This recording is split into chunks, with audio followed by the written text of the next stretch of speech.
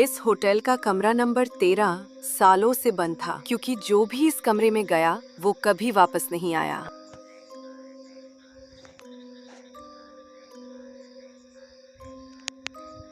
Welcome sir.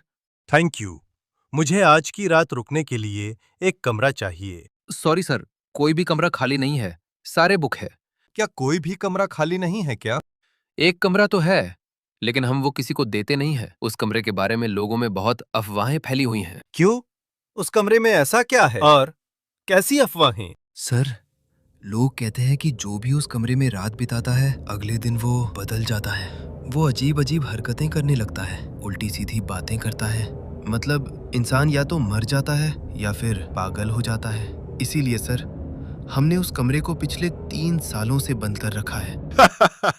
ऐसी बातें सिर्फ कहानियों में अच्छी लगती हैं। आप बस मुझे कमरा दिखाइए, क्योंकि सच कहूँ तो मैं इन अजीब अफवाहों पर जरा भी विश्वास नहीं करता। ठीक है सर, और जैसे आपको ठीक लगे। लेकिन अगर कोई भी परेशानी हो तो सीधे नीचे कॉल कर लेना और अपना ध्यान रखना। उसके बाद अंकुश रूम नंबर 13 में चला जाता है। थका हुआ होने की वजह से वो जल्दी सो जाता है, लेकिन आधी रात को अचानक उसकी आंख खुल जाती है। कमरे में अजीब सी खामोशी और ठंडक फैल चुकी होती है और उसे ऐसा महसूस होता है जैसे कमरे में वो अकेला नहीं है। अंकुश जल्दी उठकर घबराकर बोलता है, कौन है वहाँ? ये कौन रो रहा है? लेकिन रोने की आवाजें और डरावनी फुसफुसाहट रुकने का नाम ही नहीं ले रही थी। अंकुश बुरी तरह डर गया और कमरे के बाहर जाने के लिए उठ खड़ा हुआ। जैसे ही अंकुश बाहर नजर डालता है, उसे वहाँ कोई भी दिखाई नहीं देता। वो नीचे जाने के लिए आगे बढ़ता है, लेकिन हैरानी की बात ये थी कि हर बार कुछ दूर चलने के बाद वो फिर से कमरे नंबर 13 के सामने ही आकर खड़ा हो जाता था। अबे यार, ये क्या हो रहा है? बार बार यही कमरा। उसने बोला भी था।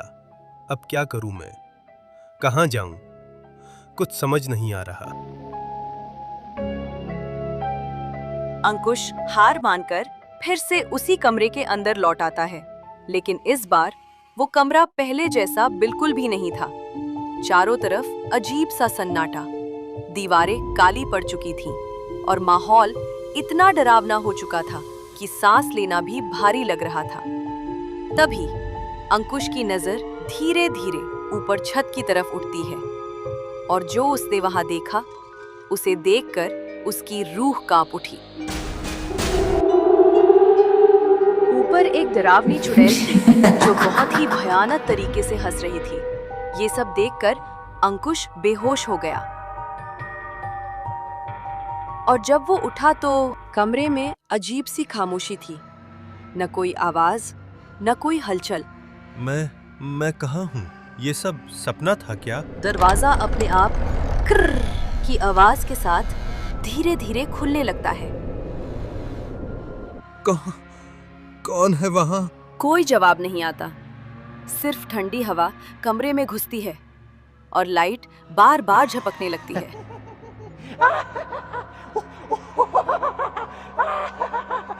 कौन है वहाँ? सामने आओ। कौन है वहाँ? आओ मेरे सामने। अंकुश की नजर शीशे पर पड़ती है, लेकिन शीशे में अंकुश अकेला नहीं था। वो धीरे धीरे पीछे मुड़ता है, लेकिन पीछे कोई नहीं होता। अचानक शीशे में वही चुड़ैल उसके बिल्कुल पास खड़ी होती है और कान के पास झुककर फुसफुसाती है। अब तो कहीं नहीं जा पाएगा। ये कमरा अब तेरा घर है। इतना सुनते ही अंकुश जोर जोर से चिल्लाने लगता है, बचाओ, बचाओ, कोई है, मुझे बचाओ। क्यों कर रहे हो मेरे साथ? मैंने तुम्हारा क्या बिगाड़ा है? कौन हो तुम? प्लीज मुझे माफ कर दो, मुझे अपने घर जाना है। तभी अचानक वो चुड़ैल अंकुश के सामने आ जाती है। उसकी आंखें लाल, बाल बिखरे हुए और चेहरा बेहद डरावना। अंकुश डर के मारे कुछ बोल ही नहीं पाता। वो धीरे धीरे अपना ठंडा हाथ अंकुश के कंधे पर रखती है। अचानक पूरा कमरा अंधेरे में डूब जाता है और अगले ही पल सब कुछ शांत हो जाता है।